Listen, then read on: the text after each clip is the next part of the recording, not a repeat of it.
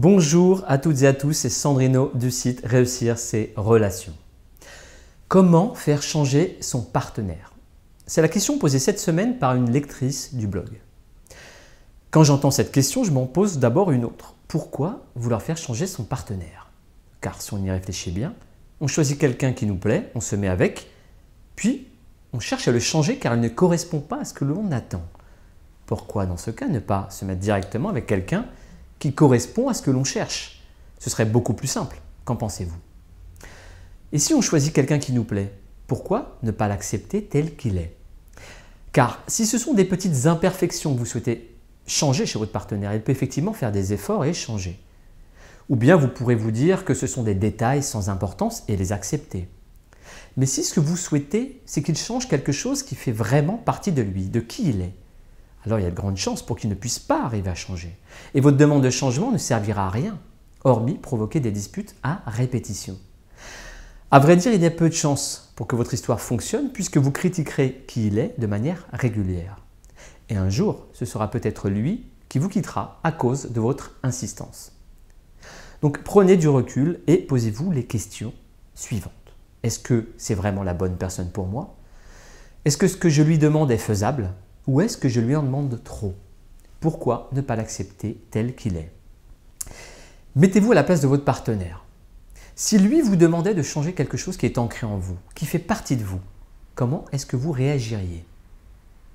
Et puis, si vous demandez à votre partenaire de changer, il pourrait tout aussi bien vous demander à vous de changer. Pourquoi devrait-il faire des efforts et pas vous? Car votre partenaire n'est pas parfait, mais vous non plus. On critique souvent l'autre sans se demander ce que l'on pourrait améliorer chez soi. On estime que les autres doivent s'adapter à nous et pas le contraire. C'est une erreur. Les efforts doivent se faire des deux côtés, dans les deux sens. Donc, avant de demander à son partenaire de changer, il faut savoir aussi se remettre en question. Posez-vous toutes ces questions, puis si vous pensez que votre demande de changement est réalisable, qu'elle ne remet pas en cause qui il est et que cela permettrait de mieux faire fonctionner votre relation, vous pouvez aborder le sujet avec lui. Et justement, comment aborder ce sujet? Généralement, quand on demande à quelqu'un de changer, il le prend mal, car il se sent justement attaqué et critiqué sur sa personne. Il réagit alors négativement et se met sur la défensive. Et comme il réagit négativement, il contre-attaque et vous fait un reproche à son tour, ou vous critique. Vous le prenez mal et vous vous disputez. Et le problème persiste. Et plus vous remettez le sujet sur la table régulièrement, plus la relation décline en termes de sentiments. C'est cette confrontation sans fin qui peut vous amener dans une spirale négative dont l'issue est souvent la rupture. Bien entendu, plus vous serez diplomate, sincère, respectueux et bienveillant dans vos remarques, plus votre partenaire écoutera ce que vous avez à lui dire. La réussite d'une relation est liée à la manière de vous exprimer et de présenter les choses. Il y a le fond du discours et il y a la forme. Et l'erreur principale que l'on fait, c'est sur la forme, c'est-à-dire la manière d'exprimer ce que l'on a à dire. Expliquez ce que vous ressentez, vos sentiments et vos besoins avec bienveillance et sincérité. Et exprimez une demande claire et précise sur ce que vous souhaitez. Ne tournez pas autour du pot.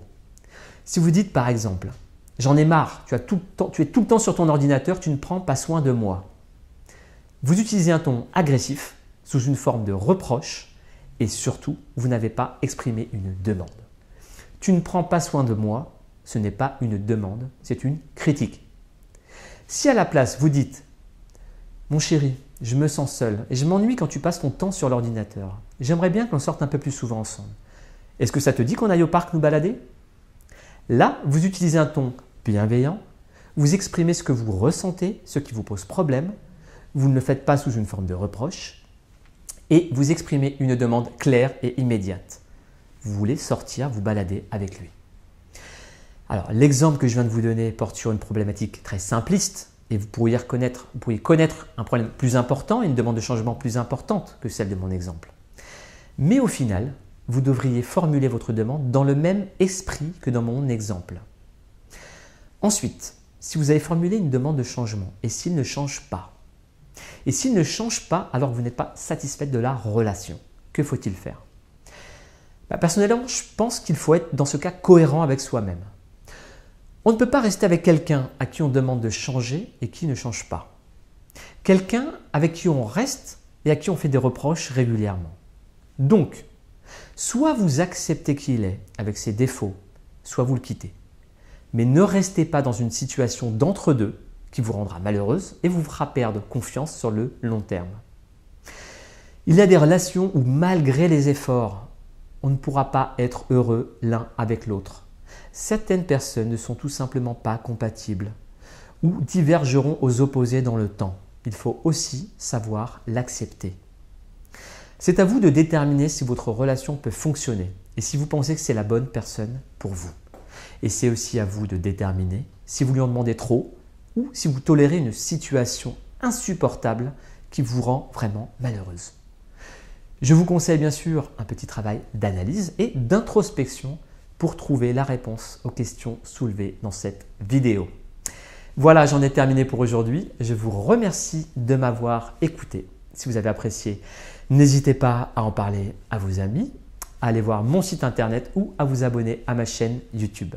C'était Sandrino du site Réussir ses relations. Je vous dis à très bientôt.